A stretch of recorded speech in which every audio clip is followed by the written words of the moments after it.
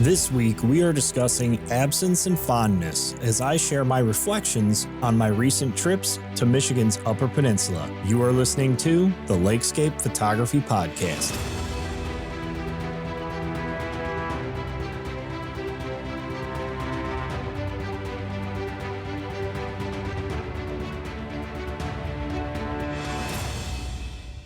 Hey everyone, and welcome back to the LAKESCAPE Photography Podcast.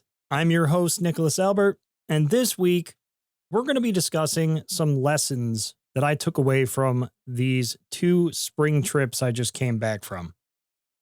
Phenomenal trips, awesome experiences, but there was an underlying issue with both of them that initially I couldn't quite put my finger on, but as I reflected on it more, as I thought about it more, I realized I was losing my connection because I had spent so much time in these places that were special to me that that connection started to fade. And it posed a big challenge to my trips, both of them, the initial one at the end of May and then the follow-up trip at the beginning of June. It was a challenge because I had come up there so frequently and had so many positive experiences in the past, not saying that these trips were not positive experiences, they were awesome. But I could tell that something was different. And it took me getting through the first trip and early on into the second trip before I really started pinpointing what it was. And that's what I want to discuss in today's episode, because I feel like this is something that really all photographers face at some point or another, whether it's something local to you or something states away. Eventually, we all feel like we kind of hit that creative wall, if you will, and we're just like, hey, I'm here again. Why am I here again? And it can lead to all kinds of crazy thoughts. Maybe you think you're a bad photographer. Maybe you think you just lost your mojo and you're failing or whatever. That's not the case. You're just burned out. I want to talk about absence and fondness and staying inspired in landscape photography. In this episode, I want to explore how absence can deepen our appreciation in landscape photography. I want to discuss how stepping away from familiar places and exploring new ones can renew our creative energy, help keep us inspired, and help us reconnect with those familiar places in meaningful ways. I want to do this through a little bit of personal story, share some of my reflections, my ideas, my advice, and really share the conclusion of what I took away from these two spring trips. So let's dive right in here, give you guys a little bit of backstory. At the end of May, I took my first of two spring trips. I was going to the Western Upper Peninsula, specifically the Porcupine Mountains. Everybody that listens, you know I love the Porcupine Mountains. I love the Upper Peninsula. No question about that. I started that first trip in May, and for 6 days, I was in the Western Upper Peninsula, specifically focused on the Porcupine Mountains. I came home 2 weeks later. I went up for an additional trip. This one was 10 days, and it was focused somewhat in the Western Upper Peninsula, but I was planning to move around some. I was going to go a little east to the Central Upper Peninsula, maybe north up into the Keweenaw. I had a few different ideas, but the second trip was more of a let's just go explore and find new things trip. But I realized during the first trip, and then this realization kind of compounded during the second trip, that I needed to take a step back if I wanted to keep these places special to me. Sometimes too much of a good thing can actually be a bad thing. So let's look at this. Let's talk about it. The first thing I want to talk about is finding places that inspire you. Like I mentioned, it's no secret. I love the Upper Peninsula. I love the Western Upper Peninsula, the Porcupine Mountains. There's so much to do. So much, not just in the Porcupine Mountains, but really all throughout the Upper Peninsula. It offers a little bit of everything in every aspect. Overlooks, waterfalls, shoreline, inland lakes, just sky's the limit. For those of you that have been there, for those of you that travel there frequently, you know, there's no secret. This place is phenomenal. It offers so much. Dark skies for astrophotographers, just northern lights, all kinds of great, outstanding, amazing things. But that's where I want to start. Because I found my inspiration there years and years ago now. And of course, inspiration is going to look different for everybody, and it should. Maybe right now you're thinking in the back of your mind of a place that you go to frequently. That's kind of, it sparked your creativity early on. It sparked that inspiration early on, and you just kind of returned time and time again. But eventually you kind of feel like, hey, I'm not getting the same shots that I used to get before. What's wrong with me? What am I doing wrong? Well, it's not that you're doing anything wrong. It's that you're burned out. And what I want to talk about here to start this all off is just finding those places that inspire you. Because what we want to do is find places that inspire us and challenge us in new ways. And that's what we want to be seeking out. If we're going to the same places over and over again, we already know the challenges. We already know what we're going to be facing. The conditions, the light, the season might be different. But for the most part, you already have a pretty good understanding of what you're going to be up against. And that kind of, I don't want to say stifles your creativity or your inspiration, but it takes a part of the challenge out of it.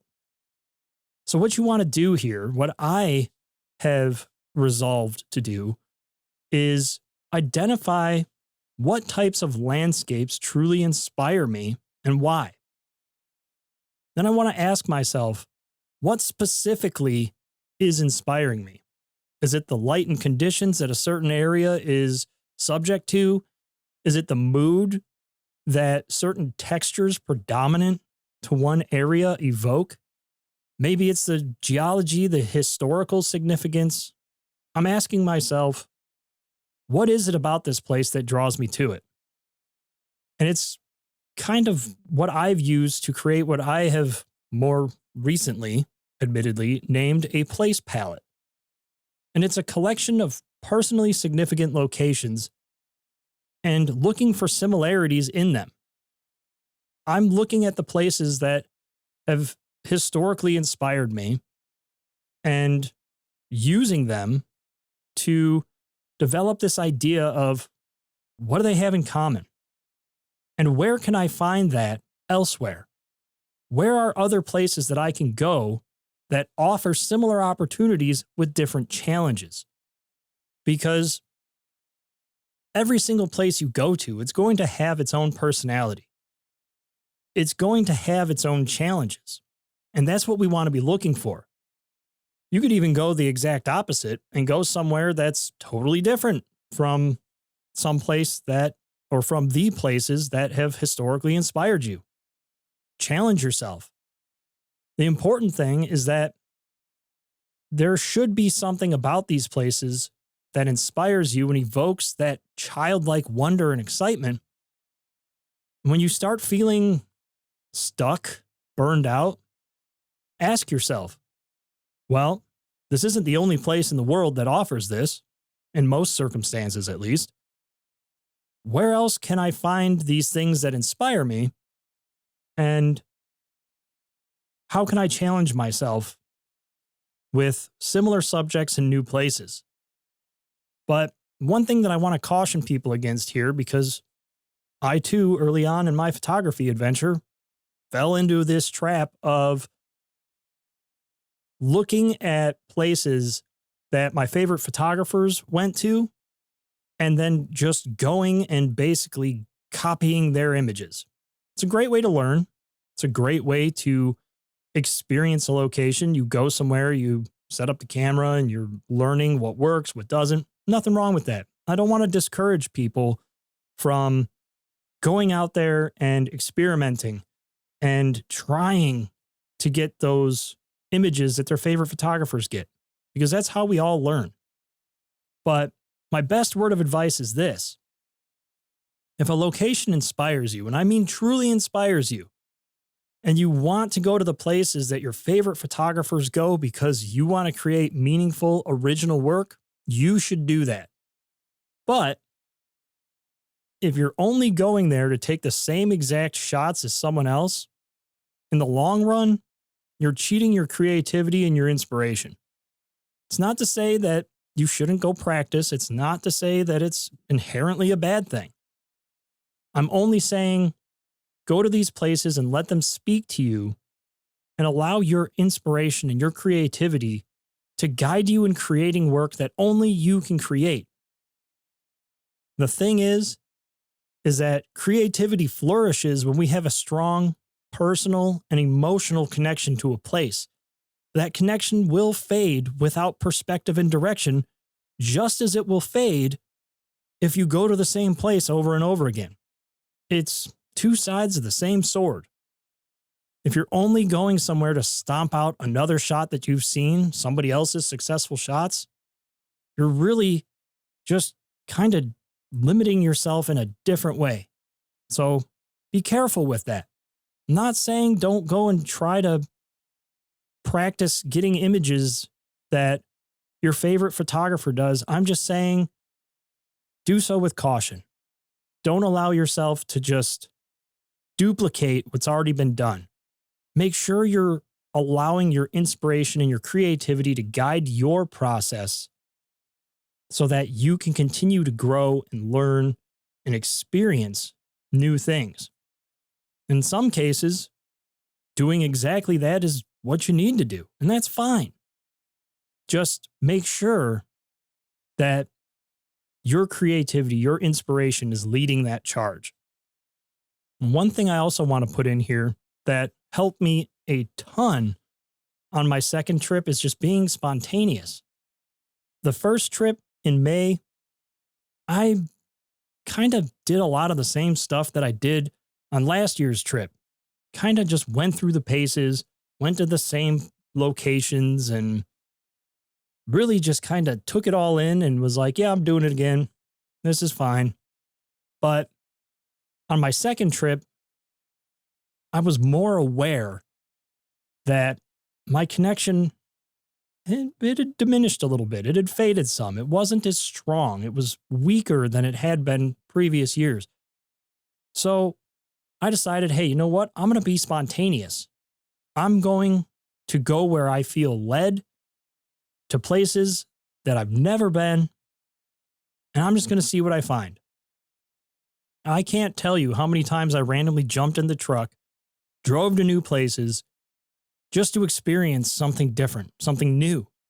Sometimes it works out, sometimes it doesn't. But the important thing is that you tried, you experienced something, and that something translates into a lesson that will help you at some point down the road. Maybe it taught you something that works. Maybe it taught you something that doesn't. The big thing is you tried, you learned what does work or what doesn't work and why, and it helps you. Just remain spontaneous. Allow your creativity to run its course and pursue new ideas and concepts in the field. The big thing I want you guys to remember is creativity flourishes when we have that strong emotional connection to a location, but without perspective, that connection can and will fade. And that's what's going to lead you to feel like you're burned out, like you're disconnected, like you're in a rut. And that leads me to visiting places when you feel inspired. You want to be able to identify when you feel inspired, what is inspiring you? You want to ask yourself, What's inspiring me about this? If you don't feel inspired by a subject, a place, whatever the case might be, don't go. Because you're going to go there, you're going to compound those feelings, those emotions, and you're just going to get frustrated and it's going to just snowball. You don't want that. I found on both trips that when I was feeling inspired, there was a root cause. There was something there saying, hey, I have this idea for a shot. I have this idea for a subject. And I would go out and I would try to bring that idea to life. And it helped so much. And it's going to be different for everyone. It should be. But the big thing is to allow our mood and energy to guide us, all while allowing the location's mood and energy to inspire us. It means mixing it up, doing new things from time to time, and, of course, maybe going to new places. Because what we want to avoid is the trap of falling into a routine. We don't want to do the same thing over and over again. That was my entire problem. I found that I was doing the same thing over and over again, and if we spend too much time somewhere, the creativity, the connection, all of that begins to fade. You're just on repeat, doing the same thing again. I think one thing that's really important to note here is when we're going to these places that we're so familiar with, that we're just kind of going through the paces, we've been there, we've experienced it, we've seen it. We always want to be present and intentional with our work, but that's hard to do when you're too comfortable in a way. Eventually, I don't want to say get lazy, but you begin to run into problems because you've done it. You've been there. It's hard to be present. It's hard to be intentional when you're someplace that you've gone to 100 times. You're reflecting on previous experiences. You're thinking about, well, my last 3, 4, whatever trips have been to this place or this area or this region. It's hard to draw on lessons and experiences when you've been there, you've done that. You need to feel inspired to be present and intentional. Chasing inspiration isn't always about new places. It's not always about familiar places. It's about going somewhere when you're ready to see something differently. And that's the big thing. You have to be ready to see something differently. And in order to do that, you have to know when it's important to give places a rest.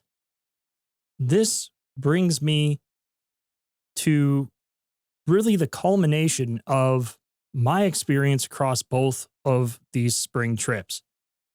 When it's hard for you to form that connection, to be present and intentional with your work, with your experience, that's an indication that it might be time to take a step back, give it a rest for a little while, make space for new ideas, new approaches, new experiences, new locations. Because if you continue to push beyond that feeling, you're going to run into burnout. You're going to stagnate your creativity, and you're going to feel like you just can't hit your mark. Not because you're a bad photographer, but because your creativity is begging for growth in a place that it's just too familiar with. Like I said, you're not lazy, you're comfortable. You're anticipating those challenges. You're already familiar with the place and you've seen it so many times that you're kind of just like, yeah, okay, I'm here again. I already know I have to stand here for the best light. I already know I have to do this, put my camera here, use this lens, da-da-da-da-da. And it puts the blinders on because maybe instead of using the 14 to 24, there's a way better perspective, a way better composition with the 70 to 200. But you haven't had an experience that's taught you that yet. So you're just kind of going through the same motions, going through the same paces, doing the same thing, expecting different results. I've done it. These last 2 trips, I experienced it more than once. And I caught myself doing it and I thought, wow, I'm so comfortable with a lot of the places that I'm going to that I'm just kind of setting things up the way I always have and doing things the way I always have. I'm not being as intentional as I want to be. I'm not as present as I should be. If you feel that way, you need to recognize that and just take it as, hey, I don't suck. My photography isn't bad. I haven't lost my mojo. I just need to take a break. And that's really a part of good photography, is keeping special places special to us. Putting those varying experiences in between our favorite places. Using distance, both physical and emotional, as a tool for creative renewal. Sometimes that means you don't go back for a couple months. Maybe you take a trip to some place that you've kind of had on the back burner and you've thought about it, but you just haven't done it yet. Explore new places, break things up to really spark that creativity and ignite that presence, that curiosity of, hey, I'm going to shoot this with the 14 to 24. I'm going to try my 24 to 70, my 70 to 200, and then maybe I'll even take out my 400 millimeter and I'll see what I can find in these tiny little details of my subject. And it's finding success in those moments that is going to translate into returning to these familiar places. You're not going to be going through those same motions and doing that same thing again, because you're going to have those experiences of, hey, that waterfall I went to, or the beach, the overlook, whatever. Instead of using my 14 to 24, I used my 70 to 200 and I got a really good composition that I'm really happy with. Maybe I should try that here. Maybe I should experiment a little bit here and see what I can get with a different setup, different tripod position, whatever. It's those experiences in different places under different circumstances and conditions that allow us to see familiar places in new ways. Now, as I reflected on all this over the past week now or so of being home, I realized being absent from places really helps you in 3 areas. And I think there are 3 really important and critical areas to good, meaningful photography. And those are vision, appreciation, and personal growth. Pertaining to vision, being absent teaches us to see old things in new ways, like I was just talking about. We take a break from somewhere that we've been to time and time again. It allows us to break that desensitization of the beauty that's before us, and it allows us to experience new things, ideas, approaches that translate into that eventual return visit. We appreciate it a little bit more. Appreciation is huge. Like I mentioned, you go somewhere similar to the places that inspire you, or go somewhere completely different and experience the challenges that come with new places, subjects, conditions. You build that appreciation for the qualities that your favorite locations offer. Or it opens up your creativity to new conditions, new subjects that maybe your favorite locations don't offer, but it's still teaching you something that translates to a lesson.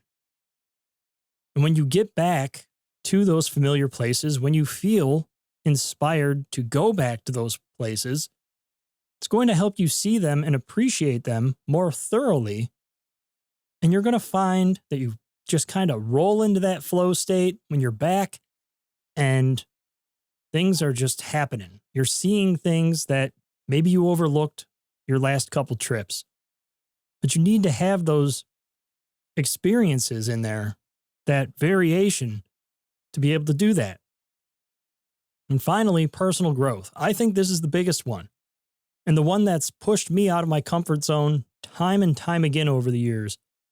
Is my goal is and always has been to be just simply better than who I was yesterday. And it manifests itself in different ways. But when it comes to photography, I'm always looking at what works, what doesn't, why and how I can improve things further. And really, it's just all about that personal growth.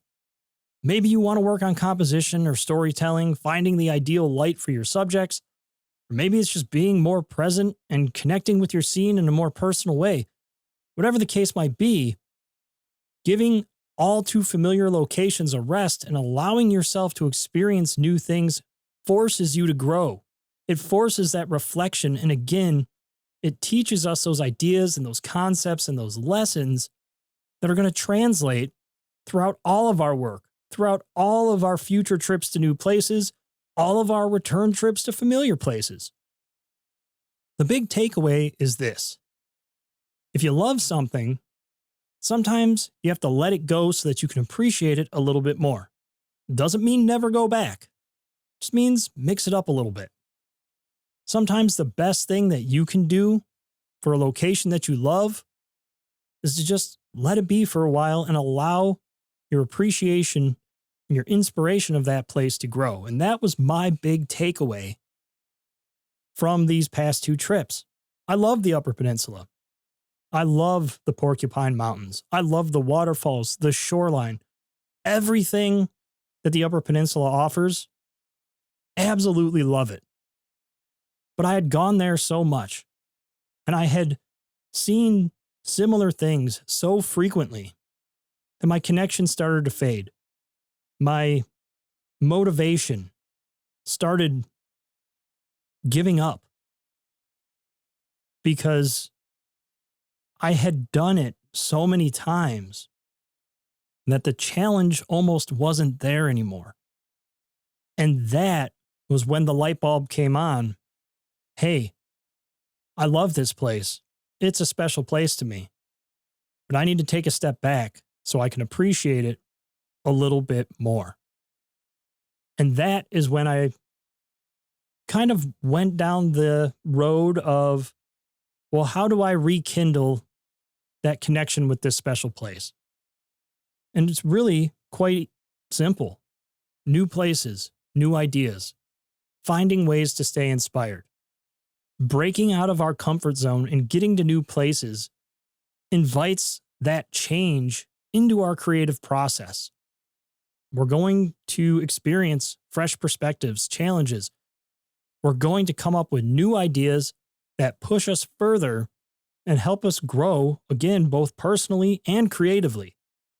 It's going to shape and mold that inspiration in ways that maybe we can't quite grasp initially, but once you're experiencing it and you're in that moment, you're witnessing it, you're like, whoa, this is an awesome idea. Why have I never thought of this before? Why have I never approached one of my favorite places with this perspective before? Because you never invited that change.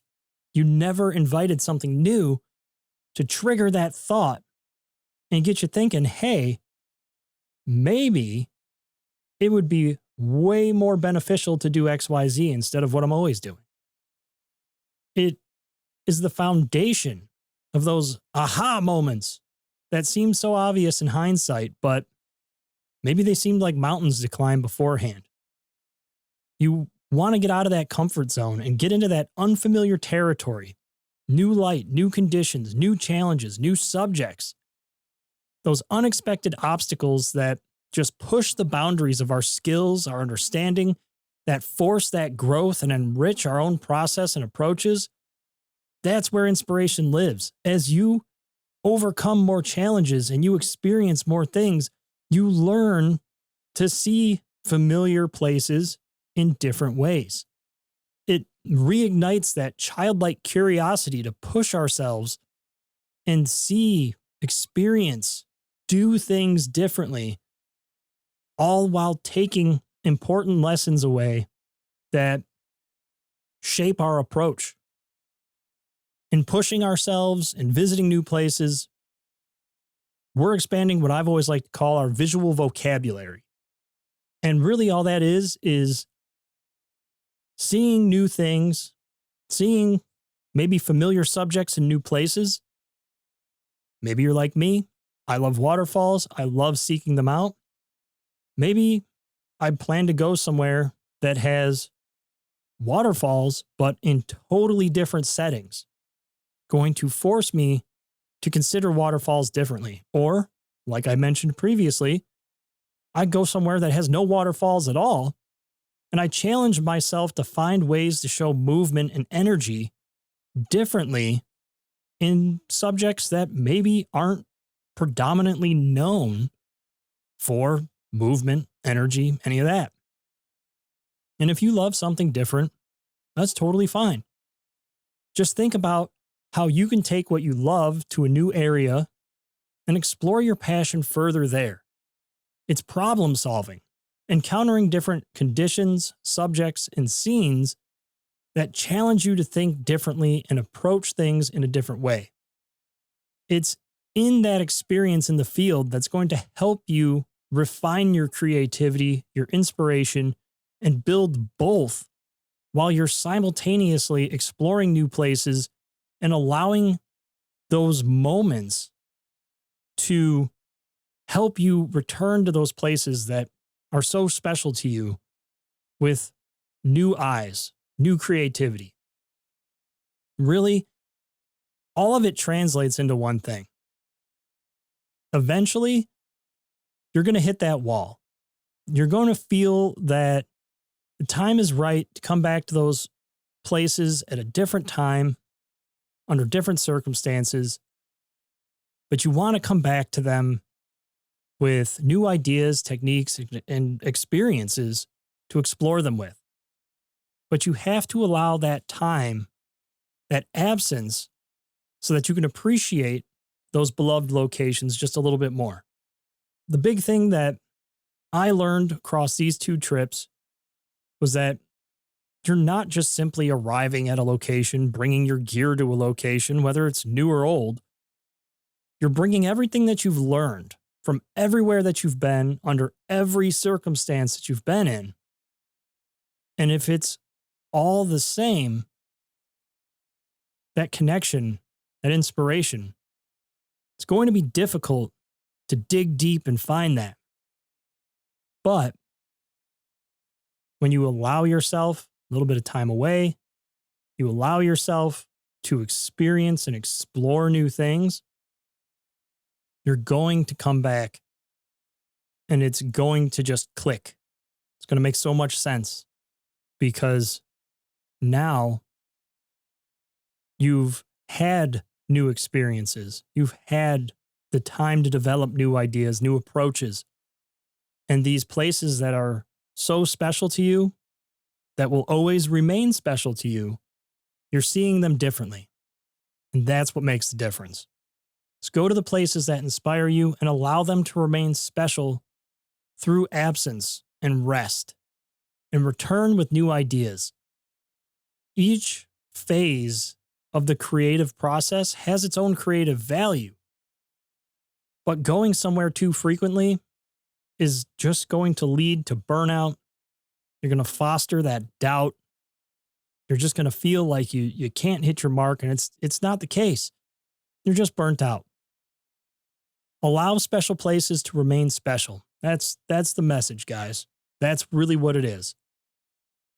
I'm facing it now, and because of this, I've turned the rest of 2025 and big portions of 2026 on its head, and I'm reconsidering my trips. I'm reconsidering my locations.